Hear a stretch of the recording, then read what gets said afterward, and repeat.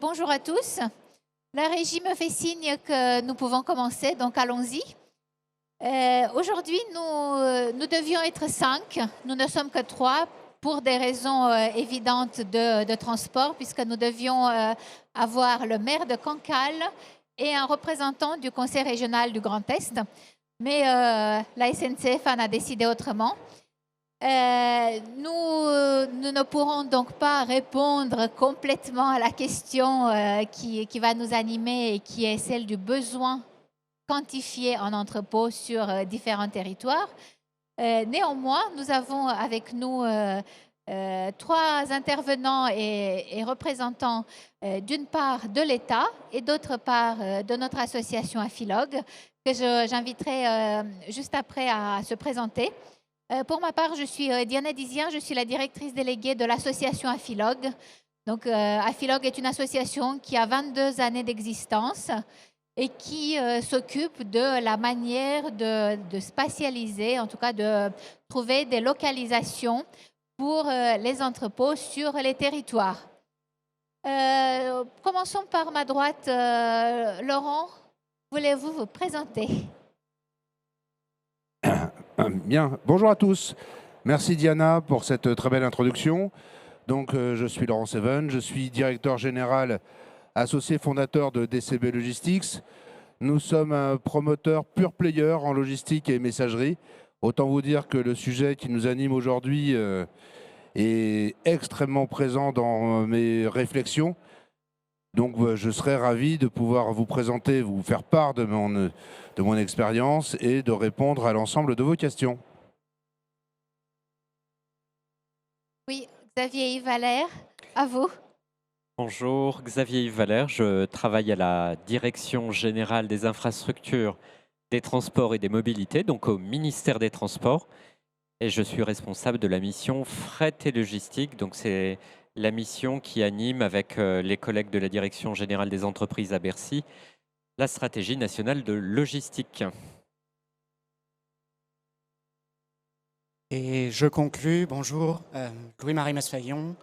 Je suis en charge des études de marché d'Arthur Lloyd Logistique, donc, qui fait partie du groupe Arthur Lloyd, qui est un réseau de conseils en immobilier d'entreprise, qui compte un peu plus de 70 agences en France, qui interviennent donc sur tout le spectre du conseil en immobilier d'entreprise, les bureaux, les commerces, les locaux d'activité et ce qui nous intéresse en l'espèce, la logistique. Sachant que pour ce qui est de la logistique, nous avons une équipe dédiée d'une vingtaine de personnes, de consultants qui vont accompagner les bailleurs, les utilisateurs et les collectivités sur le territoire français, dans le cadre de transactions. Et c'est dans ce cadre-là que nous avons réussi à collecter un certain nombre de données de marché, mais nous allons en parler. Merci. Alors, nous pouvons attaquer, donc on va parler de planification des activités logistiques en France. Planification qui n'est plus un choix, c'est une obligation issue de la loi Climat et Résilience qui demande aux territoires d'intégrer la logistique dans leurs documents de planification. Une série de conférences régionales ont été menées sur quasiment toutes les régions aujourd'hui. Et on voit dans la plupart des régions la difficulté fondamentale des auteurs de ces documents de planification à quantifier leurs besoins. Donc nous, et Louis-Marie vous en dira un peu plus que 2 mots, on a tenté de faire une partie du chemin. Mais la question qu'on va essayer de se poser aujourd'hui est d'abord celle de la méthodologie, donc celle du pourquoi, et celle de la méthodologie, comment on arrive finalement à se dire que sur telle commune, telle intercommunalité, telle région, on a besoin de tant de mètres carrés ou tant de mètres cubes, puisque nous, on aime bien réfléchir en mètres cubes. Cette notion de planification a aussi été reprise au dernier comité interministériel de la logistique de décembre de l'année dernière, où Roland Lescure, qui était présent ce matin, a évoqué cette notion de cartographie opérationnelle de la logistique. Évidemment, la logistique ne s'est jamais installée au petit bonheur la chance, mais quand elle peut s'installer de manière concertée, publique et privée, c'est encore mieux. Donc, cherchons aujourd'hui à trouver la réponse à comment on peut localiser le mieux cette logistique. Je vous signale également que nous avons publié ce matin même un document qui montre en quoi finalement la logistique aujourd'hui traverse une certaine crise. Pas la logistique dans le sens opération logistique, ça, le fait de nous adapter à notre lot quotidien, mais sur la partie foncière et sur la disponibilité de mètres carrés. Vous allez voir dans une carte qui va probablement s'afficher, dans les 3/4 des régions françaises, nous sommes en pénurie. Donc, implanter de la logistique de manière cohérente, oui, mais l'implanter, c'est aussi répondre en tout cas à une pénurie, faire en sorte que tout ce rouge devienne d'abord orange, puis vert.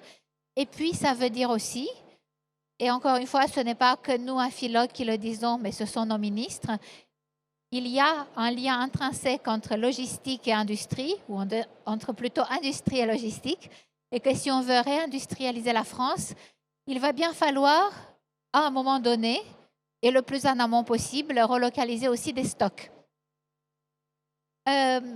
Bon, ces réflexions-là et bien d'autres, nous les partageons avec l'État. Donc, j'aimerais bien vous poser la question, Xavier Yves Valère, qui est donc chef de la mission fret et logistique au ministère. Comment, y compris avec vos collègues de la Direction générale des entreprises, vous formez en quelque sorte un binôme, comment vous voyez ces conférences régionales de la logistique et comment vous voyez la notion de la quantification des besoins? Merci Diana pour la question. Alors, il faut bien comprendre d'abord que pour l'État, la question de la logistique, c'est quelque chose d'un peu nouveau. C'est certes une politique qu'on conduit, j'allais dire traditionnellement, pour vérifier si la réglementation est adaptée, pour l'accompagner, mais depuis 2019 et le rapport Emard-Daher, elle a pris une nouvelle impulsion. On a créé une association France Logistique pour que les fédérations de collectivités, des fédérations professionnelles montent un peu en gamme et sont en capacité de donner un regard très macro et d'être en capacité de discuter avec l'État. Et du côté de l'État, vous avez les transports d'un côté, l'industrie qui fait entrepôt et industrie de l'autre, qui travaillent ensemble à construire petit à petit une stratégie nationale cohérente qui va permettre en fait aux acteurs économiques et aux collectivités de comprendre comment on va réussir à dépasser nos grandes transitions énergétiques, écologiques, numériques, et finalement sur lesquelles on voit que l'action privée ou l'action des collectivités seule ne suffit pas. Donc on est en train d'apprendre un peu tout ça. Et au bout de 3 comités interministériels de la logistique qu'on a fait avec France Logistique, dont Afilog est membre, on a fabriqué on a fabriqué un morceau de stratégie qui est une politique un peu systémique et qui montre bien tout ce qu'on a envie de faire. On veut faire, alors il y a 23 actions, 8 objectifs, je vous invite à les lire, c'est passionnant. 4 objectifs qui sont liés à la compétitivité, parce qu'on voit bien que si la logistique n'est pas compétitive, on n'arrivera pas à avoir une économie compétitive. Et quand on se transforme, il faut non seulement se transformer, mais il faut être, j'allais dire, les premiers dans la transformation. Donc c'est vraiment, c'est super important. Et la logistique, c'est juste 10% du PIB, mais aussi la condition sine qua non pour que des industries soient compétitives. Donc ça, c'est 4 objectifs très importants. Et puis on en a 4 autres sur la partie écologique, transition énergétique, dans lequel on a mis un focus notamment sur le foncier, qui a un objectif dédié, sur lesquels on va essayer d'accompagner les collectivités, les acteurs publics et les acteurs privés à poser le diagnostic, à l'objectiver et à le construire. Parce que le législateur nous a donné un tempo. Il y avait la loi d'orientation des mobilités qui avait dit aux SRADET, donc aux schémas régionaux, occupez-vous non seulement du transport, mais transport et logistique. En 2019, on leur a dit attention, dans le transport, il n'y a pas que le transport des personnes, il y a le transport des marchandises. Ça, la loi l'avait inscrit. Donc, ça voulait dire qu'un SRADET à chaque fois qu'une région voulait le renouveler, il était obligé d'intégrer ce volet-là. Alors, certaines régions l'avaient fait, mais d'autres, c'était un impensé ou pas complètement travaillé. Donc, ça, c'était important. Et dans la loi climat et résilience, le législateur, il allait plus loin. Il a dit, non, le SRADET, non seulement il doit parler de marchandises comme des personnes, mais il doit localiser les besoins d'entrepôts logistiques. Et ça, c'est assez nouveau. Et du coup, ça met les régions qui sont tenues de revoir leur SRADET en ce moment un peu en tension parce que ils avaient bien vu qu'ils devaient s'occuper de transport et de marchandises, mais ils n'avaient pas forcément vu qu'ils devaient s'occuper d'une stratégie de localisation des entrepôts. Donc, du coup, ces éléments donnés par la FILOC sont très précieux pour les SRADET qui sont en train d'être travaillés en ce moment. Vous avez un autre territoire aussi infrarégional, mais tout aussi important, qui est le SCOT, qui doit se muscler en matière de connaissance des entrepôts logistiques. En fait, à l'échelle d'un SCOT, le schéma de cohérence territoriale, les collectivités doivent depuis longtemps fabriquer un document stratégique des activités artisanales et commerciales. Vous savez, c'était pour finalement se répartir les grandes surfaces, les moyennes surfaces et les petits commerces. Et donc ce document localisait sur un territoire quel type de surface de grande distribution on devait mettre. Et bien ce document-là, depuis la loi climat et résilience, il doit aussi avoir un volet entrepôt. C'est-à-dire que non seulement ils doivent poser la question de l'activité artisanale et commerciale, mais ils doivent le faire aussi sur les entrepôts. C'est un document d'activité artisanale, commerciale et logistique. Et puis vous avez un troisième phénomène dans lequel on voit que les collectivités sont obligées de se muscler du fait du législateur, c'est les plans de mobilité, donc les autorités organisatrices du transport de marchandises, elles, qui non seulement doivent organiser le transport de voyageurs, les bus, les métros, le covoiturage, mais qui doivent également avoir une analyse fine de la logistique urbaine. Et ben, ça aussi, c'est nouveau. C'est nouveau. Alors, avec la Covid et la montée rapide du e-commerce, ça s'est peut-être imposé dans le paysage de certaines. Avec la loi sur les ZFE, ça s'est imposé clairement dans le paysage de travail des collectivités. Et vous voyez qu'il y a un mouvement global à travers ces trois-là dans lequel ce que je veux vous faire toucher du doigt, c'est que les collectivités, elles sont tenues par le législateur de savoir, mais que c'est un sujet nouveau pour elles. Et finalement, pour pouvoir accompagner ce mouvement de montée en compétences, on n'est pas très outillé parce qu'on a des bases de données fiscales et que plusieurs bureaux d'études, dont le CEREMA, peuvent travailler. Et finalement, on peut détecter si un foncier est vacant ou pas fiscalement. C'est pas tip-top. Ça donne une première image, mais après, vous devez aller voir la collectivité pour vérifier si la réalité fiscale, c'est une réalité physique, si vous avez un projet de développement qui est déjà un coup parti politique ou pas. Puis aussi, il faut vérifier si ce foncier, il a un intérêt économique. Et donc, vous voyez, tout ce temps d'analyse, de cartographie du foncier par les outils fiscaux dont on dispose, il est lent. Et en fait, c'est pour ça que c'est important que la FILOC soit là, pour pouvoir dire, mais nous, on a une vision de la demande, on est capable finalement de poser des diagnostics, de regarder très factuellement en pourcentage, là c'est le deuxième petit chiffre, où est le pourcentage d'entrepôts sur un territoire, et puis de regarder si on est alors avec un taux de vacances de moins de 5, de 5 à 8 ou de plus de 8%, et ça vous donne déjà une température d'agilité du territoire. Et finalement, un territoire va se dire, ah oui, effectivement, je vois plein de gens me dire qu'il faut un entrepôt. Souvent, ça peut être un acteur qui n'est pas électoralement facile à porter sur le territoire, mais au moins là, vous avez des données un peu factuelles. Vous voyez bien que les Hauts-de-France, qui attirent beaucoup d'investissements, en termes de logistique, ils sont en capacité d'accueillir des investissements. On voit aussi des grands cercles, enfin moi je les vois bien sur les endroits dans lesquels on est dans des corridors logistiques. Je le vois parce que c'est les endroits où les marchandises, depuis des millénaires, traversent le pays et où un tissu industriel et un bassin de consommation se sont mis en place. Donc je ne suis pas forcément étonné de la taille des cercles. Par contre, quand vous voyez des 0,8, des 0,5, des 1%, bah, ça veut dire que ce territoire-là, il faut qu'il regarde s'il a un besoin de développement économique.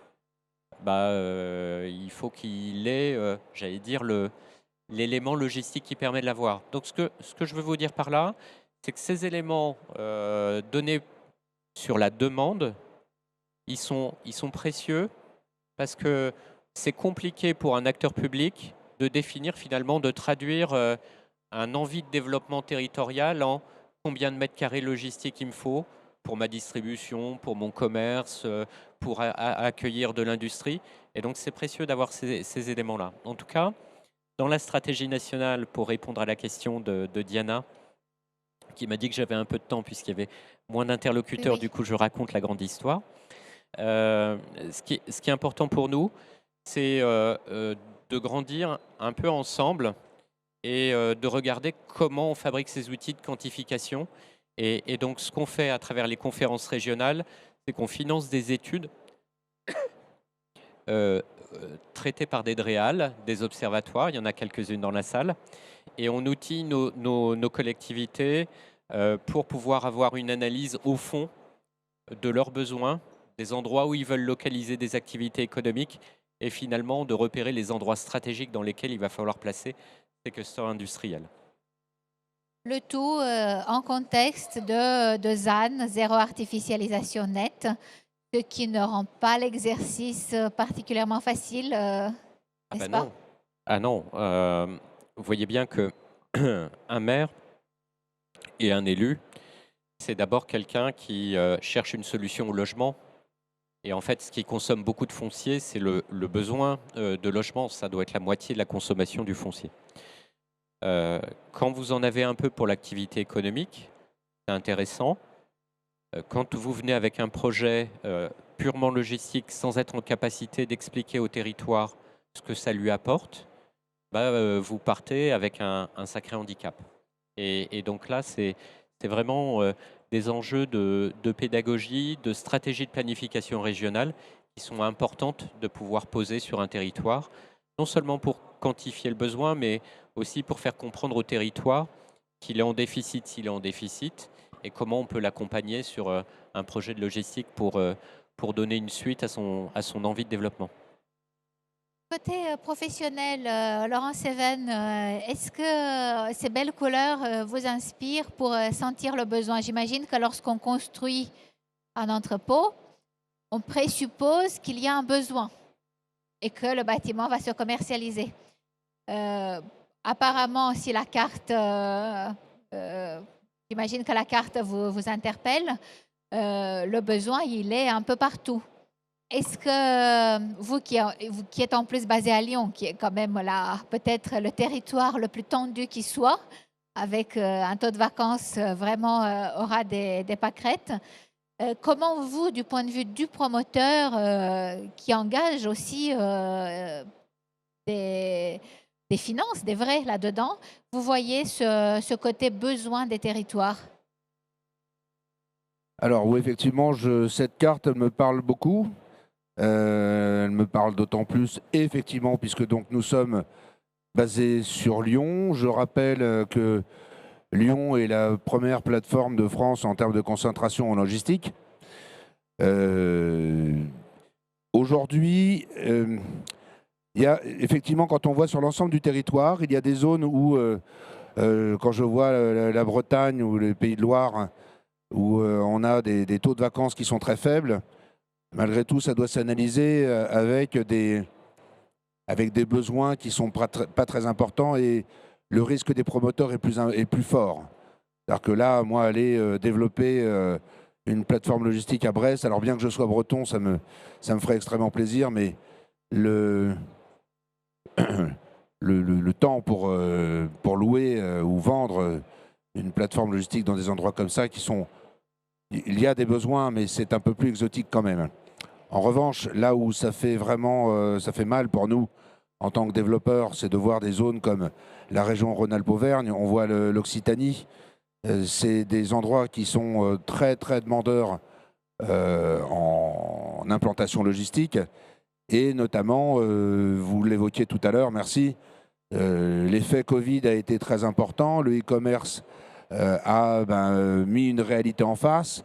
Le e-commerce fait travailler aussi des commerçants locaux, ne l'oublions pas, il ne faut pas stigmatiser le e-commerce. Et donc comment est-ce que nous identifions, je reviens sur cette question, merci Diana, comment identifier le besoin à un endroit donné? On va analyser les flux. Les flux, et aujourd'hui, on ne va pas analyser un flux local, on va analyser un flux national et international. Quand je parle de la région Auvergne-Rhône-Alpes pardon, et la région Occitanie, on a des vrais besoins, et je ne parle pas de PACA, même si aujourd'hui le chiffre de 2,7% de taux de vacances paraît être un petit peu plus élevé ou moins malheureux que la région Auvergne-Rhône-Alpes. On a un axe majeur, comme vous le disiez tout à l'heure, les flux, c'est du nord vers le sud et est et ouest. Donc cet axe, la fameuse dorsale, elle existe toujours. Et puis après, il y a aussi une nouvelle particularité, c'est les besoins en entrepôt de très grande surface. Pour ce faire, il y a d'une part le besoin de foncier, mais il y a aussi le besoin de main-d'œuvre. Parce qu'aujourd'hui, aller implanter un entrepôt de 100 000 m² sur Saint-Quentin-Falavier, donc c'est le territoire nord-isère, en fait, c'est la bagarre du personnel. Donc, on est très demandeur de foncier, mais il faut aussi que ça puisse créer de la valeur, créer de la richesse, créer de l'emploi. Donc, c'est un mix de plusieurs choses, nos choix de risque.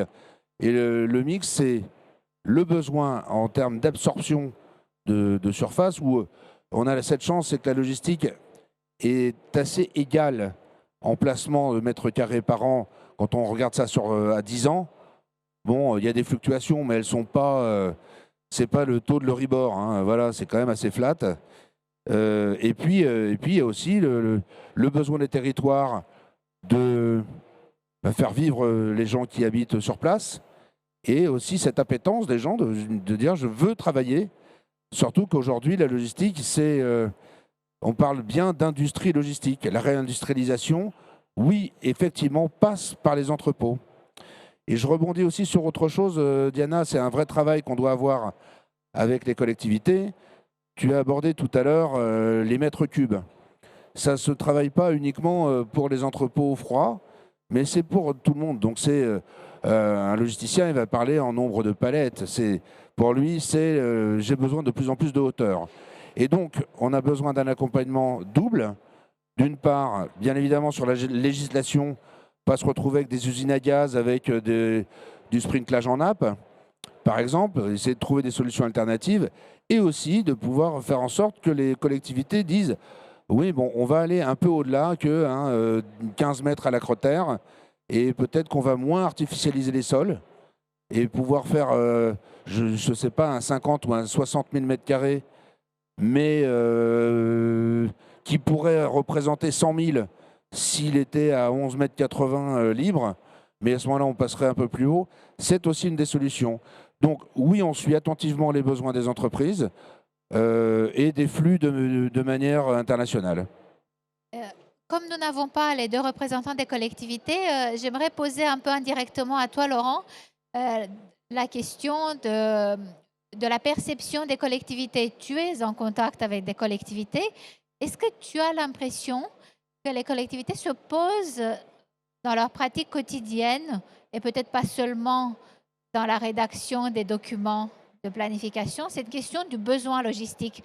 Est-ce qu'elles se disent tiens, j'ai créé un nouveau quartier d'habitation là où je développe, je fais une extension de ma zone d'activité, donc il va falloir que je pense à la logistique. Est-ce que c'est quelque chose qui, pour certaines collectivités, arrive? Parce qu'on dit toujours la logistique, c'est dans l'impensé, c'est un peu enfoui dans l'inconscient collectif des collectivités. Est-ce qu'il y a quand même quelques lueurs d'espoir dans ce paysage? Eh bien oui. Alors contre toute attente, oui, c'est quand même très agréable. Alors c'est pas forcément toujours dans les lieux qu'on souhaiterait. Mais malgré tout, bon an, mal an, on va trouver un peu notre bonheur. C'est-à-dire que certaines collectivités qui n'étaient pas du tout sensibles à la logistique, parce que caca, c'est moche, là, quand on vient leur expliquer ce qu'est la logistique aujourd'hui, et que en fait, non, c'est pas moche, et voilà ce que ça crée comme typologie d'emploi, hein, c'est la diversité des emplois, et en même temps aussi en leur apportant des solutions, parce que arriver avec un entrepôt, c'est chouette, ça va créer de l'emploi, mais on a de la mixité tant par le travail, mais aussi la mixité hommes-femmes. Et donc, il faut donner la possibilité simplifier la vie aux gens. Donc, j'ai eu justement, là, je suis en pleine discussion avec une collectivité qui, au début, la logistique, c'était pas plus que ça. Un parc d'activités, oui. Des artisans locaux, oui. Très bien. Mais après, quand on a expliqué d'une part qu'on allait créer de l'emploi, bon, ça, pour certains, ça leur parle. Et puis qu'on allait créer des infrastructures d'accueil, c'est des micro-crèches associées, c'est des pôles services, c'est important. Et donc à ce moment-là, nous, on va apporter notre savoir-faire. Il faut aussi, de notre part, c'est un effort de notre part, hein, aller imaginer parfois sur des structures, accepter de faire un partenariat financier public-privé pour associer justement les collectivités. Et quand on sort de nos zones de confort du type les gros pôles logistiques que sont Paris, Lyon, Marseille, Lille, là, les maires sont de plus en plus enclins à nous accompagner, y compris pour la gestion des énergies vertes, parce qu'un entrepôt est générateur aussi d'énergie, et pourquoi pas d'énergie verte. Donc il faut qu'on se creuse la tête sur les technologies qu'on va employer.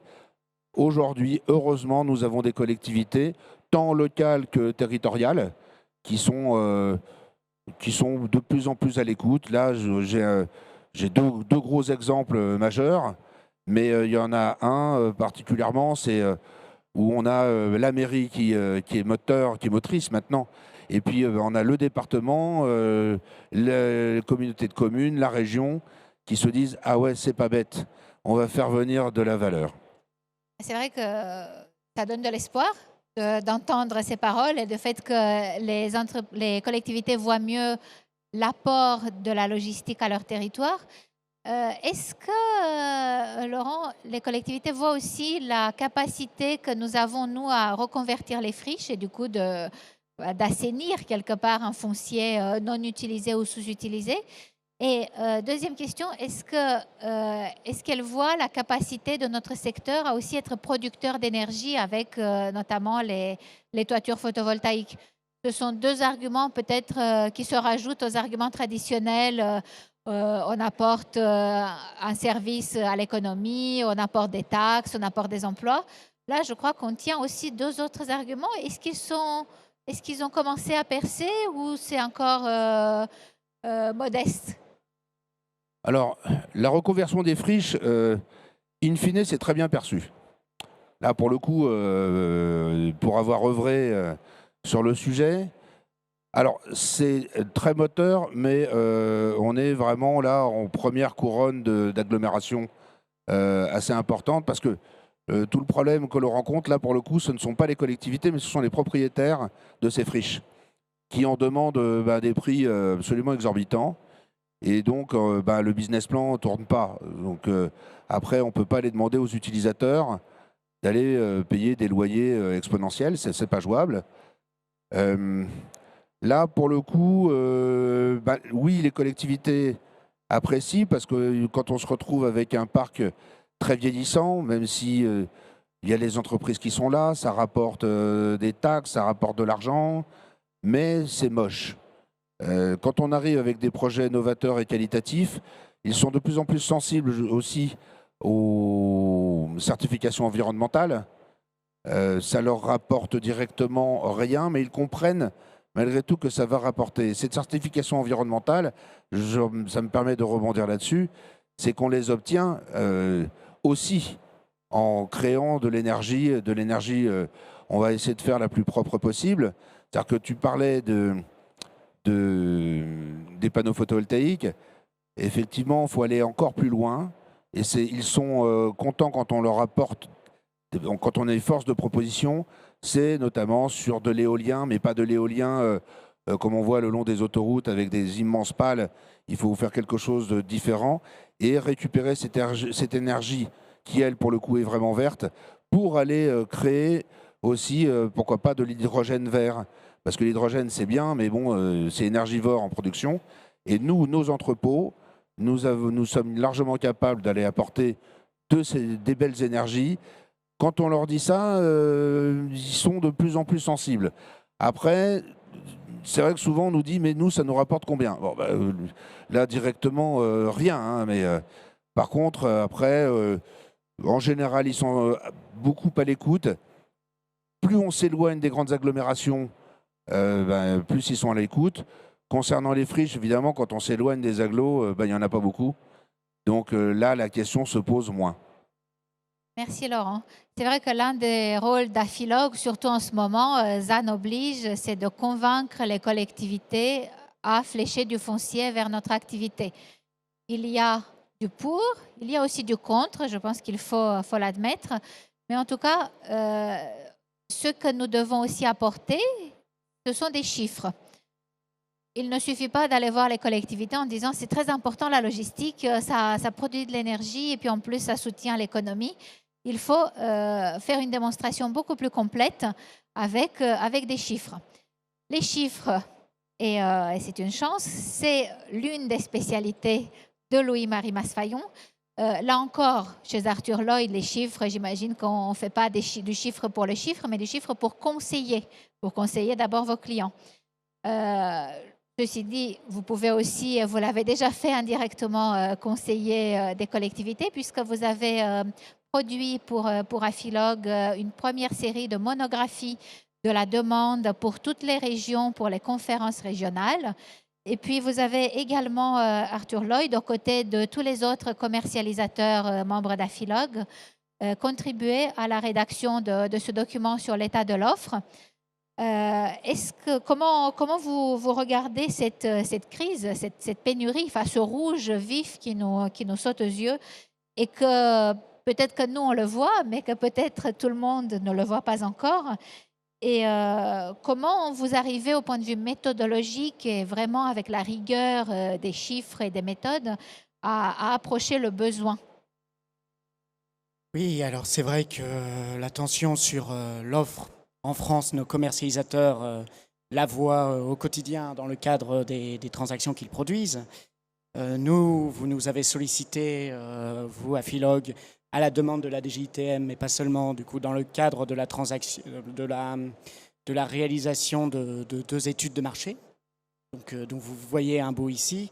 Récemment, nous avons effectué, comme vous l'avez dit, avec l'ensemble de nos confrères de la place, une étude pour refléter l'état de la tension foncière en France. Donc c'est ce que vous pouvez voir à l'écran.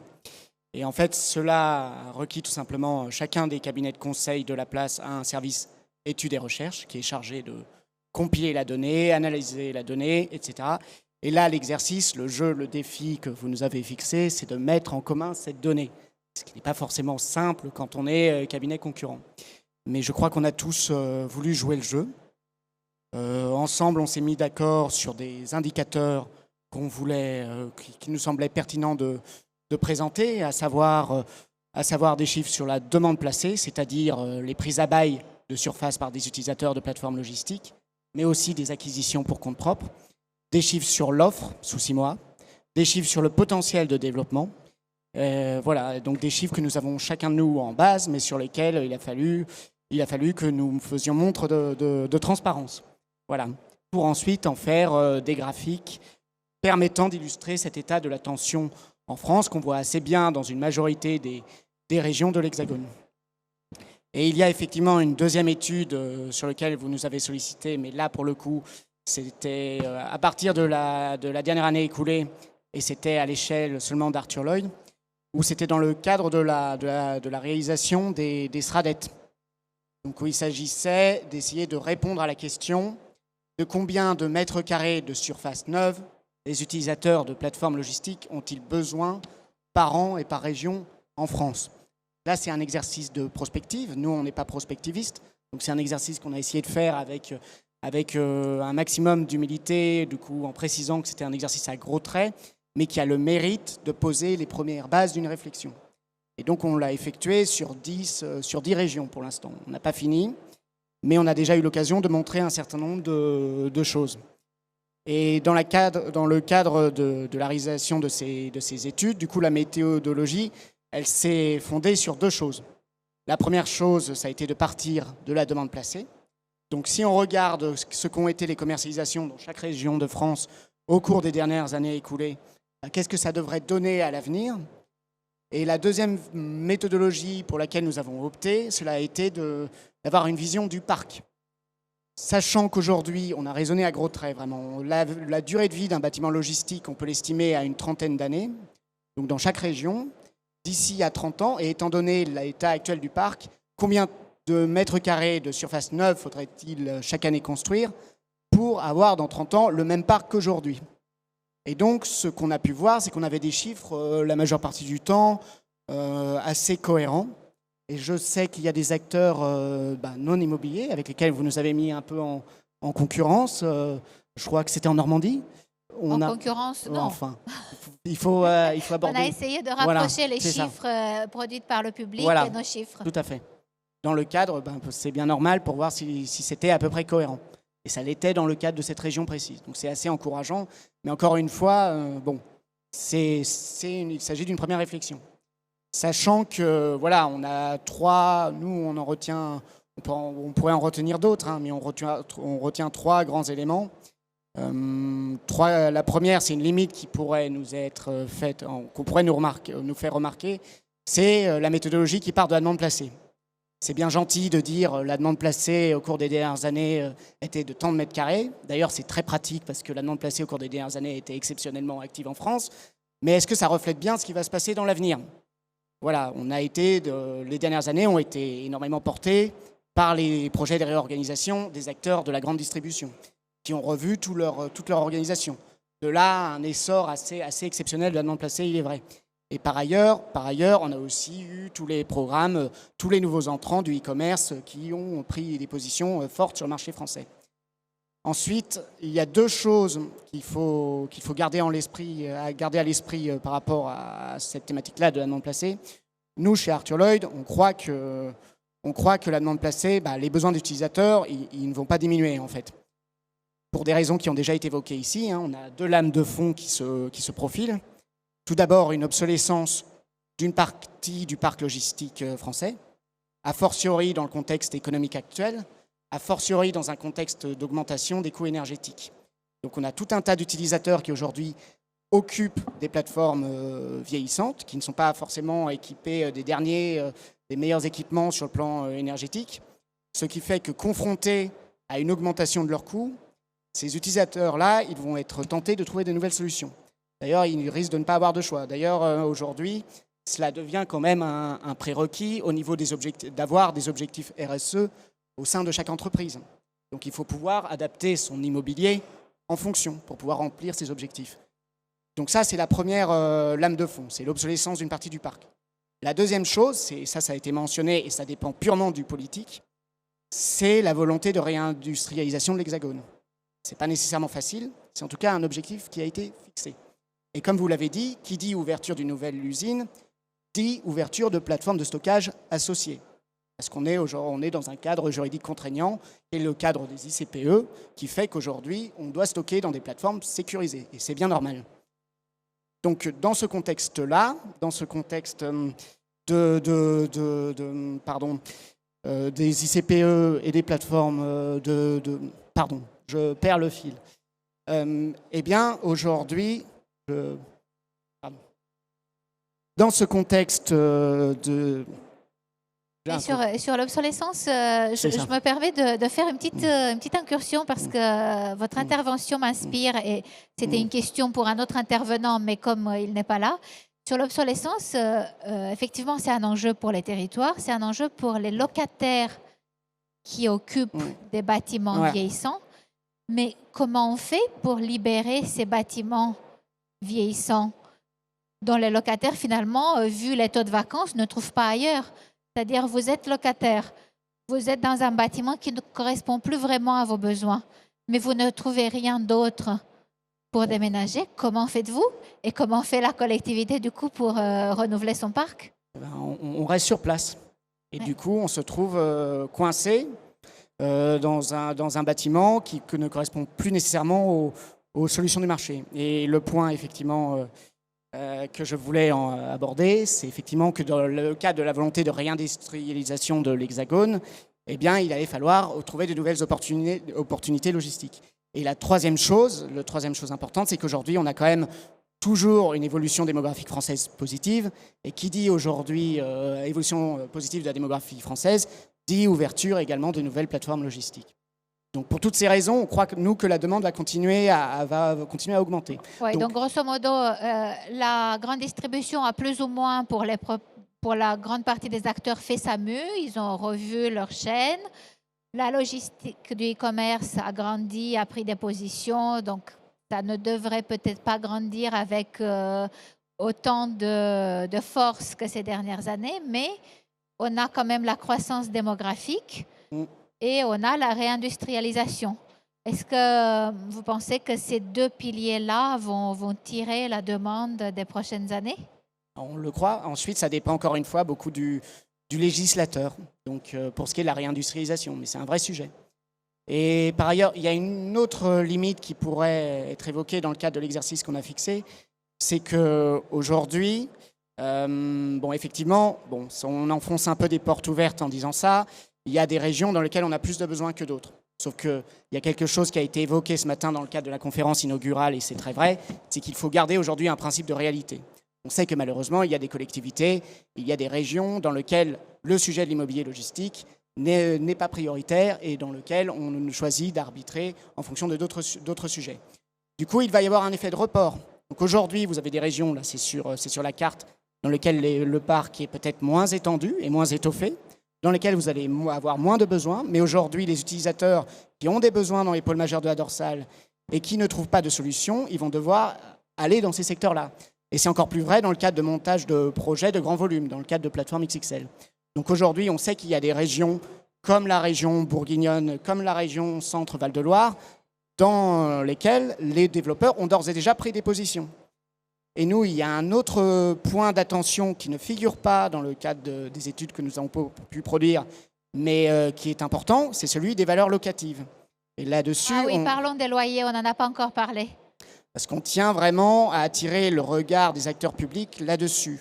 Parce que si la demande se maintient et que demain on ne peut plus construire de plateforme, mécaniquement, les valeurs locatives vont augmenter. Et dans ce contexte-là, on risque d'avoir des difficultés pour un certain nombre d'utilisateurs plus petits qui ne vont pas pouvoir suivre la course. Et dans ce cadre-là, eh bien, on risque d'avoir une concentration du monde de l'entreprise en France, malheureusement. Donc, grosso modo, certains acteurs de la distribution ou du e-commerce auront toujours les moyens de payer des loyers, y compris majorés, mais quid des PME et les TPE? C'est ça, tout à fait. Bon, on voit bien que c'est un sujet de marché, c'est un sujet aussi de collectivité territoriale et de région, mais pour avoir participé, je pense, Xavier Yves aussi, on a été ensemble à un certain nombre de conférences régionales sur la logistique. On sent certaines collectivités relativement démunies. Et comment est-ce que l'État, pas nous, on peut aider avec de la donnée, de l'expertise, mais comment est-ce que l'État aide déjà et peut continuer à aider ces collectivités sur l'ingénierie, sur d'autres points? Alors, déjà, on a réuni dans chaque région des conférences régionales de la logistique. C'est des choses où on a demandé à plusieurs à l'État, donc la DGITM Transport, la DGE l'Industrie, la DGALN qui s'occupe de l'aménagement, logement et la nature. On a demandé au préfet d'échanger avec le président du conseil régional et avec les acteurs économiques pour pouvoir poser un diagnostic ensemble sur les enjeux de réindustrialisation, de report modal et de besoins logistiques. Et ensemble, de regarder les points d'amélioration et les envies de travailler ensemble. Il y a des endroits où ces conférences régionales ont été un révélateur et ont permis d'avancer très vite. Il y a des endroits dans lesquels ça a permis une prise de conscience. Puis il y a des endroits où c'était finalement assez bien installé et finalement où c'était un dialogue bien entrepris. Ce qu'on commence à voir, c'est la photo, celle-ci. On commence à la voir dans les esprits au niveau des régions, c'est-à-dire un espace statique dans lequel les acteurs commencent à comprendre qu'il y a une hausse des loyers, qu'il y a des phénomènes de restockage, puisque il y a eu quelques pénuries pendant la Covid et donc le flux tendu et le dogme du flux tendu a pris un peu de plomb dans l'aile dans certaines industries. Il y a aussi un phénomène de circuit court qui est aussi assez consommateur de certains fonciers logistiques. Donc, il voit qu'il y a des choses qui bougent derrière les grands événements du e-commerce, de la grande distribution. Il y a des petites choses un peu qu'ils arrivent à attraper. Ce qu'ils ont du mal à voir, c'est demain, c'est 2030, c'est 2050. Et donc, ce que nous, on est en train d'essayer de faire au ministère des Transports, c'est une étude de la demande avec les différentes branches industrielles pour comprendre les transformations des acteurs économiques, essayer de voir où vont se situer les ruptures du fait d'un monde qui sera nécessairement moins énergivore parce qu'on n'aura plus l'énergie dont on dispose aujourd'hui, d'un monde qui aura moins accès aux matériaux et de regarder comment on arrive à imaginer ce futur, comment chacune des filières s'imagine et du coup, comment ils imaginent leur demande de transport. Et moi de mon côté, quand j'ai le collègue de la DGALN qui dit qu'il faut arrêter de consommer du foncier, je suis comme tout le monde, je lui dis d'accord, mais moi, on me demande d'arrêter de consommer du transport. Et voyez que l'entrepôt logistique, c'est juste l'endroit dans lequel on met le curseur entre une consommation de foncier et une consommation de transport. Et donc, c'est ce curseur qu'il faut regarder. Donc, quand on est en déséquilibre et que le marché offre pas la possibilité d'être dans un optimum de sobriété énergétique, de consommation d'infra, de consommation de foncier, etc., eh ben, il faudra que je me pose des questions sur qu'est-ce que je peux offrir comme outil aux décideurs publics pour rapprocher une tension de marché avec une réalité écologique qui va bien finir par s'imposer au marché à un moment ou à un autre. Donc les questions du moment, je dirais, c'est de regarder comment on projette les demandes de transport de demain et comment on le traduit dans cette carte des besoins. Et finalement, de faire certes de la science-fiction, mais avec des scénarios de prospective, de regarder dans chaque territoire finalement quelle trajectoire de développement il se pose pour que cette demande de foncier, elle ne soit pas subie, mais elle soit planifiée. Parce qu'on voit bien que demain, le foncier, ça va devenir un outil à rationaliser. Et donc, du coup, il va falloir affecter du foncier à certaines fonctions, logement, activité économique, foncier, logistique. Donc, je dirais que l'étape suivante, pour moi, elle est de se dire comment on outille ce besoin pour donner aux collectivités une vision du qu'est-ce qu'ils doivent faire plus tard pour équilibrer. Et comment ils vont devoir gérer la tension sur le foncier dans la durée. Voilà, donc je dirais que le point de l'état de l'art, il est un peu là. On commence à comprendre ça.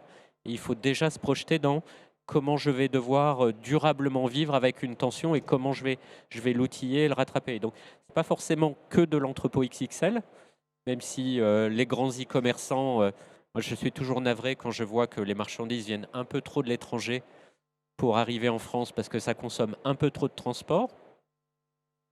Voilà, je ne méconnais pas la tension sur le foncier, mais comme je dis, moi je viens du transport, donc j'aime bien quand l'optimum il est aussi un peu sur le transport. C'est aussi du foncier, du petit foncier dans les aires urbaines. Ça a l'air de rien, mais si vous voulez qu'un cyclo vide Rungis et desserve Paris, ça ne va pas le faire. Il y a bien un moment où pour que votre cyclo logistique elle soit opérante, elle est un petit hub de proximité. Donc tout ça, ça s'organise. Donc il y a un maillage à organiser. Et un maillage à organiser dans une aire urbaine, avec le prix des loyers aujourd'hui, ben, c'est un peu compliqué d'aller chercher, avec les outils du marché, l'optimum écologique. Donc c'est là aussi des pistes de travail sur lesquelles il faut qu'on documente les décideurs publics pour qu'ils puissent agir avec des outils publics pour dire, bah, tiens, là, il y a un intérêt général, il faut que je joue sur le marché. Donc, c'est ces éléments-là qu'il nous faut décortiquer pour pouvoir avancer encore. C'est vrai que c'est une piste très intéressante et qu'on n'a peut-être pas assez explorée devant les collectivités, montrer la corrélation entre flux et stock, entre flux de transport et stockage, et dire qu'effectivement, zéro artificialisation nette appliquée aux entrepôts, ça veut peut-être dire une explosion des flux. C'est quelque chose qui n'est pas forcément, d'après ce que j'ai pu voir, très compris, et il va falloir peut-être arriver à mettre des vrais chiffres en face avec peut-être des scénarios et des modélisations. Si pendant 2 ans, on met tous les nouveaux entrepôts en dehors de France, qu'est-ce que ça veut dire en termes de flux? C'est quelque chose de complètement en dehors de la réalité, mais c'est peut-être quelque chose d'intéressant à montrer, même si ça n'arrivera jamais, espérons-le. Nous arrivons pas très loin du terme de notre conférence. Je voudrais prendre des questions s'il y en a. Et si ensuite il y a encore 2 minutes, on vous demandera un petit mot de la fin. Mais je vois déjà un monsieur qui lève la main, donc je ne peux pas faire autrement que de lui donner la parole.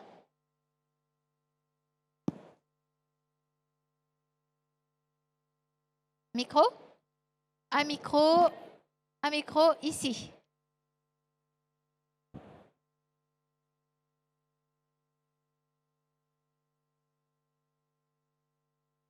Si vous voulez vous présenter avant de poser la question. Jean-Pierre Foresti, je suis un normalien aménageur de partenariat depuis 4 décennies.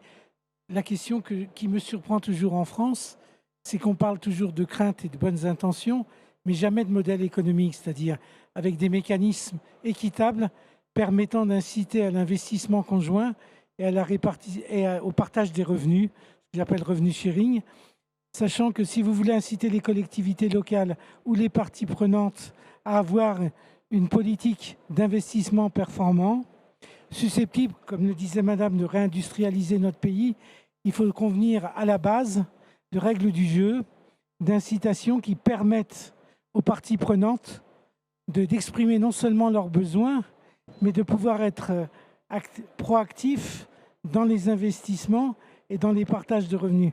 Ces règles équitables ne sont même pas envisagées, même pas définies, y compris par les pouvoirs publics qui se font systématiquement parasiter en leur demandant des ressources ou des capacités d'investissement que les acteurs du marché n'ont pas été susceptibles seuls de mobiliser. Comment voyez-vous un peu plus d'intelligence dans cette culture partenariale susceptible de s'instaurer dans notre pays? Je n'ai pas tout à fait tout bien entendu, donc on pourra continuer la discussion sur le pavillon à Philog où vous êtes invité, mais c'est d'une banalité que de dire qu'il faut qu'on travaille ensemble, ça c'est sûr. Mais comment? Mais que comment? Sur en quelle étant base? chacun. Alors, quelles règles du jeu? Quel modèle économique? Le modèle économique est, disons, celui de toute activité économique. Non, madame. Néanmoins, dans les partenariats... nous, en tant qu'activité support, on est là en fait pour répondre aux besoins de toutes les autres. Oui, mais on va pouvoir approfondir avec vous cette question avec grand plaisir sur le pavillon à Philog après la conférence. Parce que les partenariats publics-privés ont permis jusqu'à présent de faire prendre un risque financier important par les pouvoirs publics pour suppléer à l'absence de capacité de se fédérer des acteurs privés susceptibles de répondre à ces besoins d'investissement. Donc il y a quelque chose à faire et c'est urgent. Dans un pays qui se désindustrialise, en plus à cause de ça. Merci pour la question et la réponse. Est-ce qu'il y a d'autres questions? Monsieur?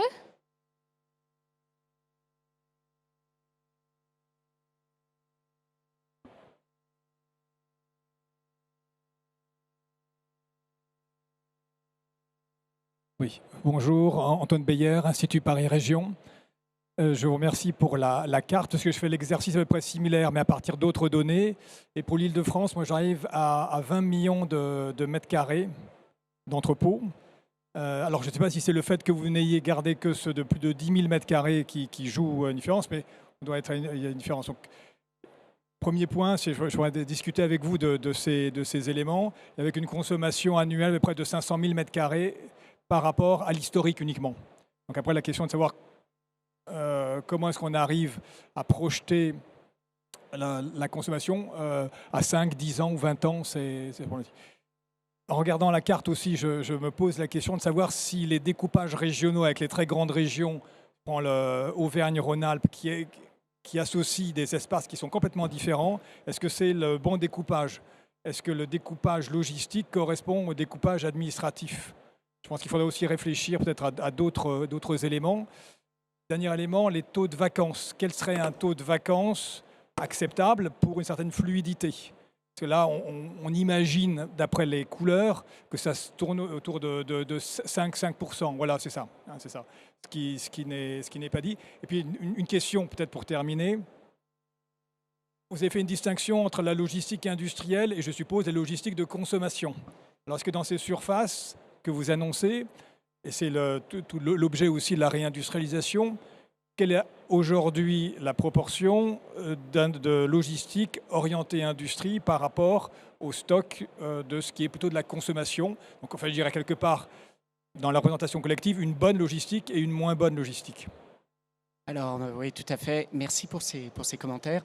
Bon, d'une part, pour ce qui est des découpages régionaux, on est d'accord qu'aujourd'hui, c'est une première approche. Donc, ils ne disent pas tout, parce que c'est vrai qu'à l'échelle de la région Auvergne-Rhône-Alpes, on sait que le parc aujourd'hui, il est concentré à côté de Lyon. Ensuite, on peut avoir des utilisateurs avec des caractéristiques spécifiques, des prestataires locaux, par exemple, qui vont animer un territoire en Auvergne. Mais on n'est pas du tout sur la même réalité à l'intérieur même des régions. Voilà, donc ça, c'est un fait. Aujourd'hui, typiquement, et ça, c'est quelque chose que nous, l'ensemble des brokers de la place, nous avions relevé dans le cadre de l'étude plus complète qui a été effectuée là-dessus, même dans les territoires en orange, on n'est pas dans les mêmes réalités, selon qu'on est aujourd'hui au Havre, où il y a des plateformes qui ont été lancées en blanc, et dans le secteur de Rouen. On n'est pas dans les mêmes réalités aussi quand on est à proximité même d'une grande métropole française, ou qu'on est un peu plus éloigné, ça c'est sûr. Donc effectivement, c'est une première limite. Ensuite, votre question sur le seuil d'équilibre, en fait, donc le niveau de vacances en dessous duquel un marché est considéré comme non fluide, il est aujourd'hui, on l'a fixé, nous, l'ensemble des agents, à un niveau de 5%. Et dans ce contexte, sur la base de ce qui est pratiqué aujourd'hui à l'échelle du marché du bureau francilien. Et donc, on a considéré que c'était une bonne étape sur laquelle partir. Votre troisième question, donc, elle portait plus spécifiquement sur la répartition de la demande placée par grande catégorie d'acteurs. Est-ce qu'on parle effectivement d'acteurs de la grande distribution? Est-ce qu'on parle de e-commerçants? Est-ce qu'on parle d'industriels ou de grossistes? Et c'est clair qu'aujourd'hui, l'essentiel de la demande placée, enfin une grande partie de la demande placée au cours des dernières années, elle a été principalement effectuée à l'initiative d'acteurs de la grande distribution. Voilà. Et dans une moindre mesure d'acteurs de e-commerce. C'est vrai que ça, c'est quelque chose qui n'est pas assez répété dans le cadre de la presse généraliste. Le marché de l'immobilier logistique ne se résume pas aux acteurs américains du e-commerce qu'on connaît tous. Il y a quand même tout un panel d'acteurs. Toute entreprise en France qui vend des biens a besoin de les stocker. Ça, c'est une obligation juridique. On ne va pas stocker des grandes quantités dans des magasins. On les stocke dans des plateformes logistiques dédiées. Et donc, c'est clair qu'aujourd'hui, l'industrie est minoritaire en termes de parc. On n'a pas les chiffres exactement, mais ça, c'est sûr. Parce que tout simplement, on a eu un phénomène de désindustrialisation en France. L'objectif public aujourd'hui, c'est de renforcer la part de l'industrie dans l'économie française. Donc, ça veut dire projet de réindustrialisation. On verra si ça fonctionne ou pas. Je pense que nous pouvons conclure sur ce mot de réindustrialisation qui nous anime tous depuis l'ouverture du salon et vous donner rendez-vous sur notre stand.